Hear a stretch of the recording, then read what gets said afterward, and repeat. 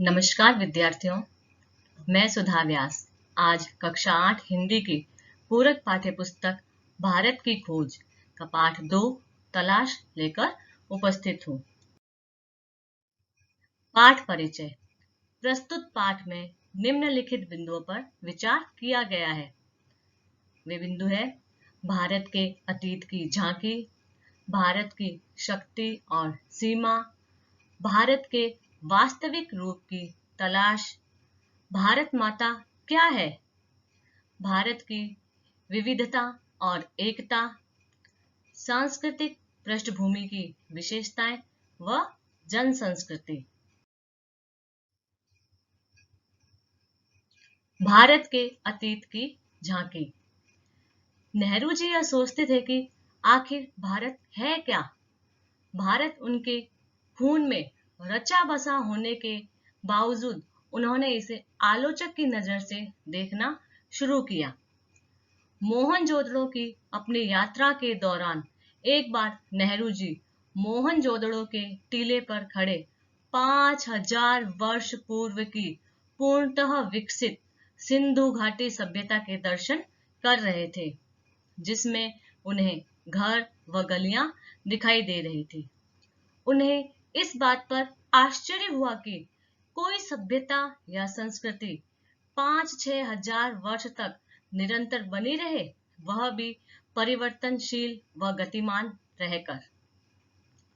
उस समय फारस, मिस्र, ग्रीस, चीन, मध्य एशिया और भूमध्य सागर से उनका संपर्क रहा और भारत ने उन्होंने भारत को प्रभावित किया। यहाँ पर सिंधु घाटी सभ्यता का किन किन अन्य सभ्यताओं के साथ संबंध था, इसके बारे में बताया गया है।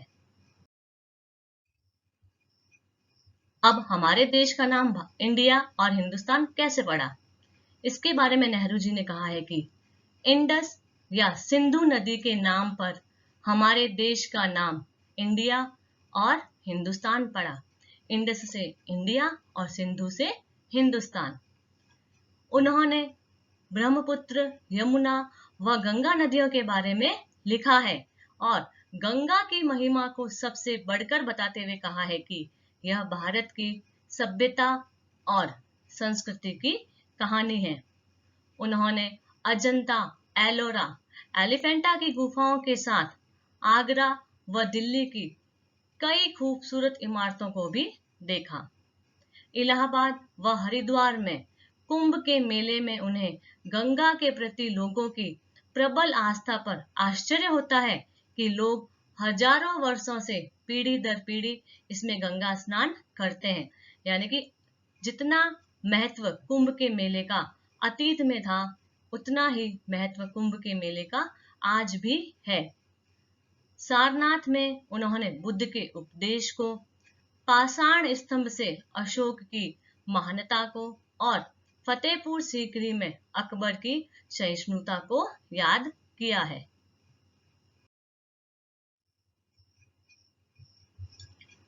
भारत की शक्ति और सीमा। यूरोप तकनीकी क्षेत्र में आगे निकल रहा था। इसका क्या कारण था? इसका कारण था कि इसके पीछे उनकी वैज्ञानिक चेतना, जीवनी शक्ति और दृढ़ मानसिकता थी, जो उन्हें तकनीकी क्षेत्र में आगे बढ़ाने के लिए प्रयत्न कर रही थी। वहीं दूसरी ओर तकनीकी प्रगति में भारत पिछड़ रहा था। भारत के पिछड़ने का कारण था भारत में मानसिक सजगता व तकनीकी कौशल की कमी, जीवन की लालसा व उद्यम में कमी, रचनात्मकता की जगह अनुकरण की प्रवृत्ति, साहसिक कार्यों की लालसा में कमी, संकीर्ण रूढ़िवादिता का घर करना। यानी कि जो भारतीय थे वह धीरे धीरे अंधविश्वास की ओर बढ़ रहे थे, उनमें कार्य करने की इच्छा में कमी आ रही थी।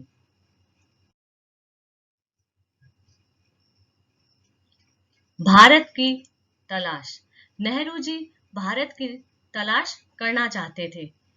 वे भारत के वास्तविक रूप की तलाश करना चाहते थे। इसके लिए उन्होंने मध्य वर्ग की ओर देखा, परंतु उनमें उन्हें वास्तविक रूप दिखाई नहीं दिया, क्योंकि यह मध्य वर्ग अंग्रेजों की नीतियों से ही उत्पन्न हुआ था। इसके बाद उन्होंने ग्रामीण जनता की ओर देखा और उनमें ही उन्हें भारत का वास्तविक रूप दिखा, क्योंकि उनमें यानी कि ग्रामीण जनता में एक प्रकार की दृढ़ता व अंतःशक्ति है।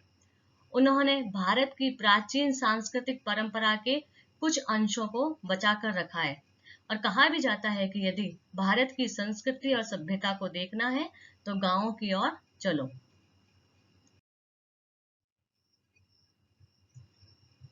भारत माता। नेहरू जी ने बताया कि भारत का नाम राजा भरत, जो कि दुष्यंत व शकुंतला के पुत्र थे, के नाम पर रखा गया। इसी क्रम में नेहरू जी ने भारत के किसानों की बहुत सारी समस्याएं बताई है। उनके अनुसार भारत के किसानों की कुछ प्रमुख समस्याएं गरीबी, कर्ज, महाजनों के स्वार्थ, जमींदारों के भारी लगान व कर और साथ ही साथ पुलिस के अत्याचार आदि है। अब नेहरू जी ने आगे यह बताया है कि भारत माता क्या है और भारत माता की जय का क्या अर्थ है। नेहरू जी के अनुसार भारत माता भारत के लाखों लोग अर्थात भारत की जनता है, यानी कि उन्होंने भारत की जनता को ही भारत माता कहा है। और भारत माता की जय का अर्थ इसी जनता जनार्दन की जय है। उन्होंने किसानों व ग्रामीणों से कहा कि तुम भारत माता के हिस्से हो, एक तरह से तुम खुद ही भारत माता हो।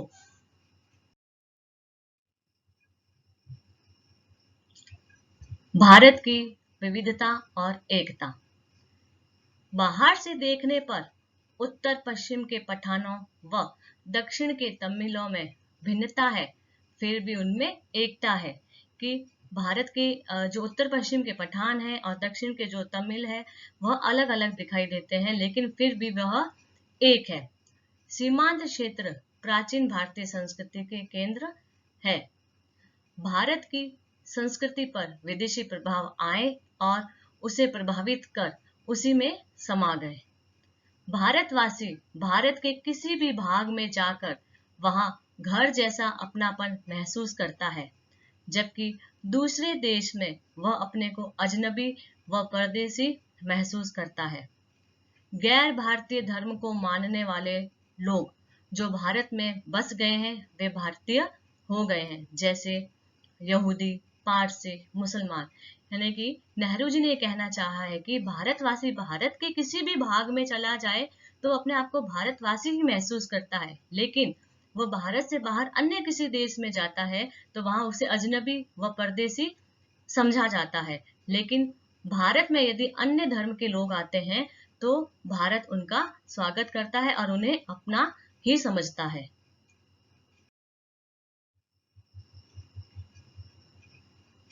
मातृभूमि की तस्वीर व जन संस्कृति। प्रत्येक व्यक्ति के मन में अपनी मातृभूमि की एक तस्वीर होती है। नेहरू जी के मन में भी अपनी मातृभूमि भारत की एक सुंदर तस्वीर थी और इस तस्वीर में दूर दूर तक फैले हुए मैदान, अनगिनत छोटे गांव, कस्बे व शहर थे। वर्षा ऋतु में धरती का सौंदर्य बढ़ जाता था। यहाँ जल से भरी विशाल नदियां, बर्फ से ढका हिमालय, नवजात फूलों से लदी कश्मीर की घाटियां और बहते झरने, यह सब कुछ नेहरू जी के लिए एक तस्वीर की तरह था। नेहरू जी के अनुसार सांस्कृतिक पृष्ठभूमि की निम्नलिखित विशेषताएं हैं। रामायण, महाभारत व अन्य ग्रंथ जनता में प्रसिद्ध है।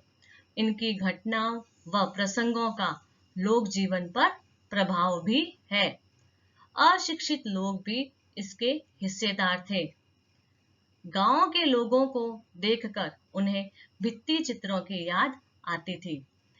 नेहरू जी ने गांव की में जो संस्कृति थी उसे ही माना है और ये कहा है कि गांव के जो अशिक्षित लोग थे वह पढ़े लिखे नहीं थे, लेकिन फिर भी उनमें रामायण महाभारत कथाओं का पूरा प्रभाव था। धन्यवाद। आशा है आपको यह पाठ समझ में आया होगा।